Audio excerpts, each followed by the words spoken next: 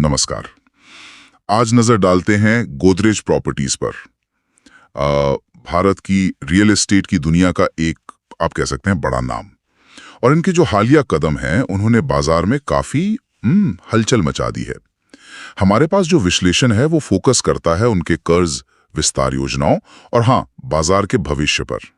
और देखिए, बात यह है कि Q1 2025 में कंपनी का कर्ज 42% बढ़ गया, 4,637 करोड़ तक। यह आंकड़ा थोड़ा चौंकाता है ना? लेकिन फिर दूसरी तरफ देखें तो वित्त वर्ष 26 के लिए उनका बिक्री लक्ष्य भी आसमान छू रहा है, करीब 32,500 करोड़। ये भी कोई छोटा आंकड़ा नहीं है। तो मेरे मन में सबसे बड़ा सवाल यही है कि भाई, इतना कर्ज लेकर इतने बड़े पैमाने पर विस्तार, ये हिम्मत वाला कदम है या थोड़ी लापरवाही? चलिए, इन स्रोतों की थोड़ी गहराई में उतरते हैं और समझने की कोशिश करते हैं कि आखिर चल क्या रहा है। अच्छा, पहले एक बार जल्दी से याद कर लें, गोदरेज प्रॉपर्टीज हैं कौन? हम सब जानते हैं, देश की टॉप रियल एस्टेट कंपनियों में से एक है। मुंबई, पुणे, बैंगलोर जैसे बड़े शहरों में इनकी पकड़ है, खासकर मिड टू हाई एंड घरों के सेगमेंट में।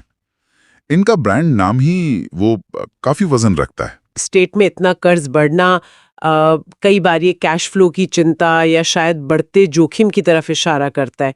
निवेशकों के कान जरूर खड़े हुए होंगे। हाँ, लेकिन दिलचस्प बात ये कंपनी का कहना है कि ये कर्ज नए प्रोजेक्ट्स के लिए है, मतलब जमीन खरीदने और निर्माण के लिए।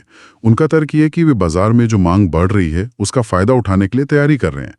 इससे वो भविष्य के विकास में एक तरह का निवेश बता रहे हैं। बिल्कुल, और ये जानना भी जरूरी है कि स्रोत बताते हैं कि कंपनी का डेट इक्विटी रेशियो, मतलब कंपनी की अपनी पूंजी की तुलना में उधार, वो अभी भी नियंत्रण में है। ये कर्ज ऑपरेशनल खर्चों के लिए नहीं है, जैसा आपने कहा, ये संपत्ति बनाने के लिए है। तो ये एक मजबूरी का नहीं लगता, बल्कि एक सोचा समझा रणनीतिक कदम लगता है, जैसे भविष्य के मुनाफे पर आज दांव लगाना। और ये विस्तार योजनाएं कमाल की है। 32,500 करोड़ रुपए का बिक्री लक्ष्य, ये पिछले साल से करीब 20% ज्यादा है। मुंबई, पुणे, बेंगलुरु, हरियाणा, हर जगह नई जमीनें खरीदी जा रही हैं। और ऐसा नहीं कि सिर्फ एक सेगमेंट में, सस्ते घरों से लेकर आलीशान घरों तक हर तरह के प्रोजेक्ट लॉन्च हो रहे हैं। ये तो चौतरफा विस्तार है। हाँ, इसके पीछे की रणनीति एकदम साफ दिखती है। स्रोत इसी तरफ इशारा कर रहे हैं कि बाजार में मांग वापस आ रही है, ब्याज दरें फिलहाल थोड़ी मेहरबान हैं और गोदरेज इस मौके को भुनाकर अपना मार्केट शेयर बढ़ाना चाहती है। ये एक परिकलित जोखिम है, बिल्कुल। अगर मांग उम्मीद के मुताबिक बनी रहती है तो हाँ, कंपनी को जबरदस्त फायदा हो सकता है।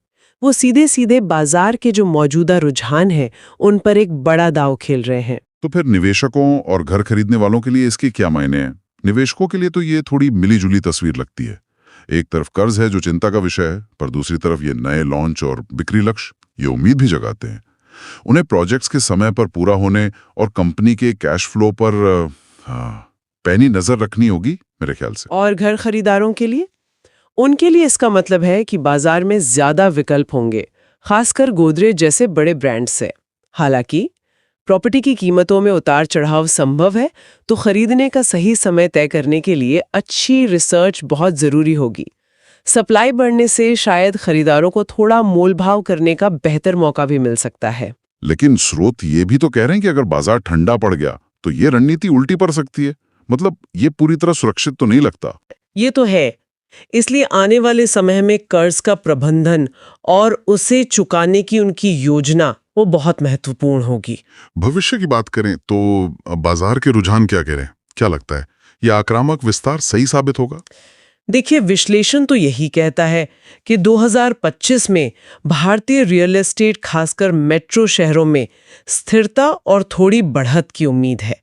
गोदरेज जैसे बड़े खिलाड़ियों के इस तरह के आक्रामक विस्तार से प्रतिस्पर्धा निश्चित रूप से बढ़ेगी। इससे शायद ग्राहकों को बेहतर डिजाइन और सुविधाएं भी मिले, ये भी हो सकता है।